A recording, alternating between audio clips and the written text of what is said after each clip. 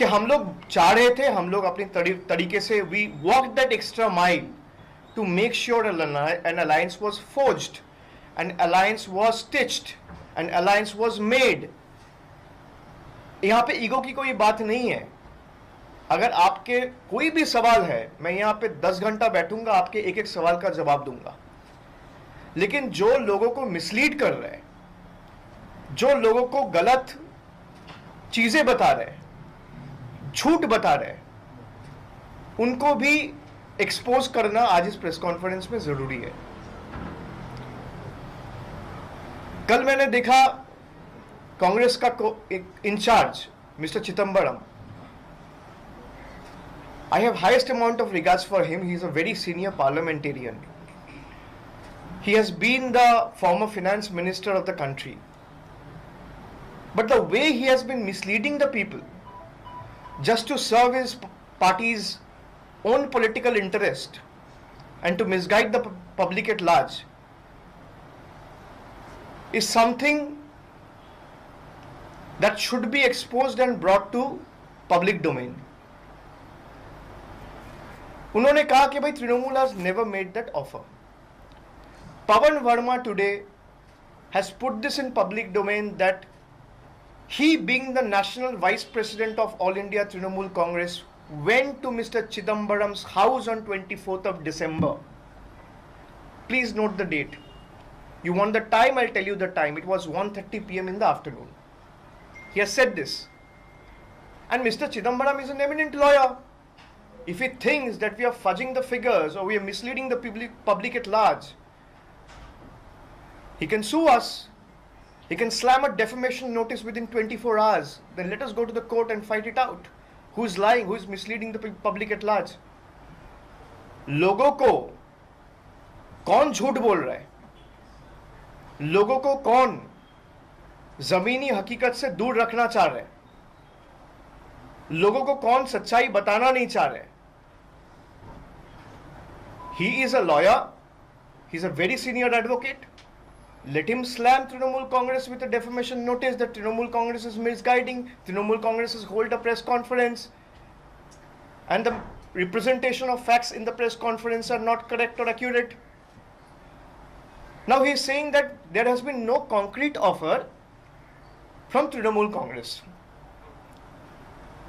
Pawan Verma has very clearly stated that he went to Mr. Chidambaram's house at Lodhi Road on 24th of December at 1:30 p.m. and requested him that we should come together, keeping our egos aside, and make sure we fight it out for the sake of every Goans and Goenkas. But he failed to rise above his own political and petty interests. This is extremely unfortunate. Now he is saying Trinamool has not made any concrete offer. First you have to agree in principle.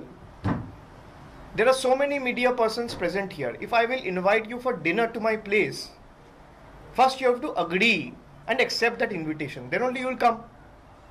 Right? Then only I'll discuss at this time we will go for dinner. Or these are the dishes which will be served for dinner, whether you're a vegetarian or a non-vegetarian. So all those logistical things eventually will be worked out when you agree on principle.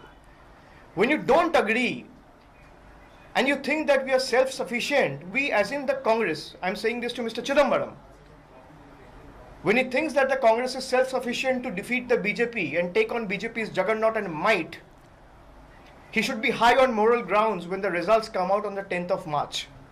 If Congress fails to defeat the BJP, Mr. Chidambaram should be the first one to resign. Don't you think he should be high on the moral grounds? He is coming out in open and telling everyone that we are open for an alliance, but we are also self-sufficient when it comes to taking on BJP's might, when it comes to defeating the BJP.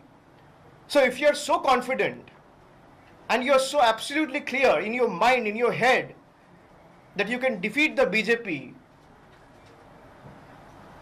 then if the results turns out to be otherwise, and if Congress is not able to defeat the BJP, and the results come out on the 10th of March, Mr. Chidambaram should take it on him and come out on open and tell the world that yes, we have failed and I take this on me and I will resign. He should come up high on moral grounds. This is the first thing I would like to say. The Congress is misleading the people at large. The Congress is misleading every Goan. Congress was the single largest party in 2017. They are saying give us one chance. People gave you a chance in 2017. You're a party which had 17 MLAs. 80% of your MLAs defected to BJP. It was whose fault? You failed to keep your flock together. You failed to make sure that the Congress MLAs elected on a hand symbol or a Congress ticket stuck with Congress for the next 5 years. They kept their own self-interest, their own vested interest above the interest of people.